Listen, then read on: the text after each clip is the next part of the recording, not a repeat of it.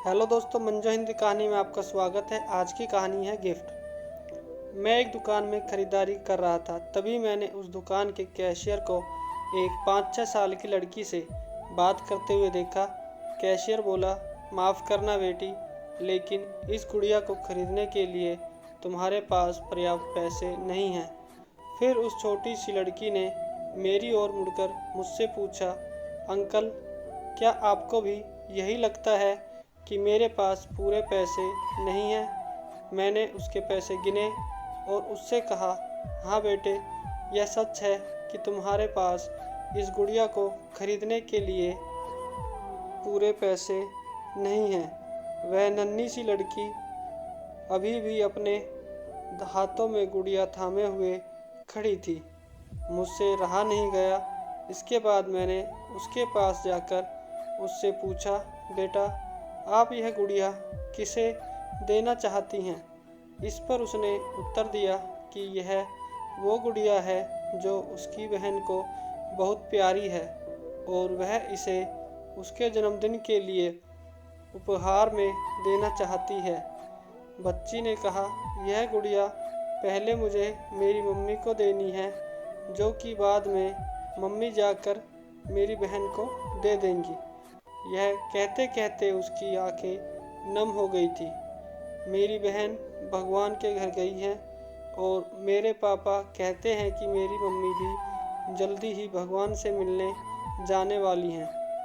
तो मैंने सोचा कि क्यों ना वो इस गुड़िया को अपने साथ ले जाकर मेरी बहन को दे दे। मेरा दिल धक धक सा रह गया था। उसने ये सारी बातें एक सांस में ही कह डाली और फिर मेरी ओर देखकर बोली, मैंने पापा से कह दिया है कि मम्मी से कहना कि वो अभी न जाए, वो मेरा दुकान से लौटने तक का इंतज़ार करे।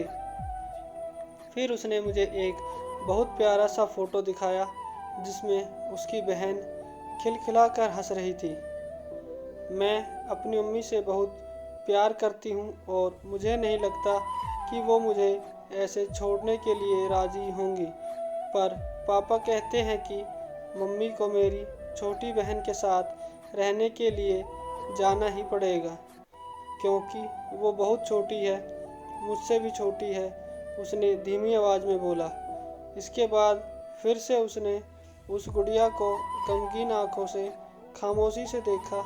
मेरे हाथ जल्दी से अपने बटुए तक गए पहुँचे और मैंने उससे कहा, चलो एक बार और गिनती करके देखते हैं कि तुम्हारे पास गुड़िया के लिए पर्याप्त पैसे हैं या नहीं। उसने कहा, ठीक है। इसके बाद मैंने उससे नज़रें बचाकर कुछ पैसे उसमें जोड़ दिए और फिर हमने उन्हें गिनना शुरू किया। ये पैसे उसकी गुड़िया के लिए काफ़ी थे। नन्ही सी लड़की ने कहा, भगवान का लाख लाख शुक्र है मुझे इतने सारे पैसे देने के लिए। फिर उसने मेरी ओर देखकर कहा कि मैंने कल रात सोने से पहले भगवान से प्रार्थना की थी कि मुझे इस गुड़िया को खरीदने के लिए पैसे दे देना, ताकि मम्मी इसे मेरी बहन को दे सके, और भगवान ने मेरी बात सुन ली। इसके अलावा मुझे मम्मी के लिए एक सफ़ेद गुलाब खरीदने के लिए भी पैसे चाहिए थे, पर मैं भगवान से इतने ज़्यादा पैसे मांगने की हिम्मत नहीं कर पाई थी। पर भगवान ने तो मुझे इतने पैसे दे दिए हैं कि अब मैं गुड़िया के साथ साथ एक सफ़ेद गुलाब भी खरीद सकती हूँ। मेरी मम्मी को सफ़ेद गुलाब बहुत पसंद है। फिर हम वहाँ से निकल गए। मैं अपने दिमाग से उस छोटी सी लड़की को निकाल नहीं पा रहा था। फिर मुझे 2 दिन पहले स्थानीय समाचार पत्र में छपी एक घटना याद आ गई, जिसमें एक शराबी ट्रक ड्राइवर के बारे में लिखा था, जिसने नशे की हालत में मोबाइल फ़ोन पर बात करते हुए एक कार चालक महिला की कार को टक्कर मार दी थी, जिसमें उस 3 साल की बेटी की घटनास्थल पर ही मृत्यु हो गई थी और वह महिला कोमा में चली गई थी। अब एक महत्वपूर्ण निर्णय उस परिवार को ये लेना था कि उस महिला को जीवन रक्षक मशीन पर बनाए रखना है या नहीं, क्योंकि वह कोमा से बाहर आकर स्वस्थ हो सकने की अवस्था में नहीं थी। दोनों पैर, एक हाथ, आधा चेहरा कट चुका था, आंखें जा चुकी थी। क्या वह परिवार इसी छोटी लड़की का ही था? मेरा मन रोम रोम कांप उठा। मेरी उस नन्ही लड़की के साथ हुई मुलाकात के 2 दिनों बाद मैंने अखबार में पढ़ा कि उस महिला को बचाया नहीं जा सका। मैं अपने आप को रोक नहीं सका और अखबार में दिए पते पर जा पहुंचा, जहां उस महिला को अंतिम दर्शन के लिए रखा गया था। वह महिला श्वेत धवल कपड़ों में थी, अपने हाथ में एक सफ़ेद गुलाब और उस छोटी सी लड़की का वही हंसता हुआ फोटो लिए हुए, और उसके सीने पर रखी हुई थी वही गुड़िया। मेरी आंखें नम हो गई।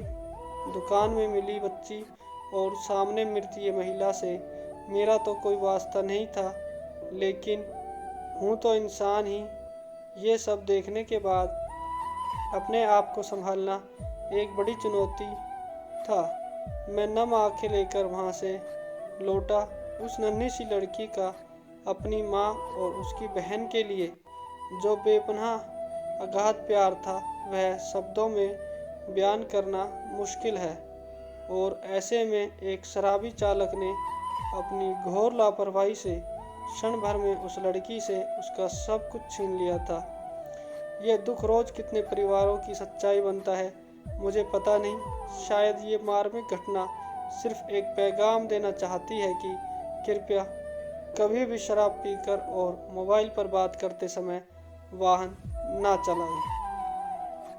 दोस्तों, अगर आपको ये वीडियो अच्छी लगी तो प्लीज़ वीडियो को लाइक करना और हमारे चैनल को सब्सक्राइब ज़रूर करें। धन्यवाद।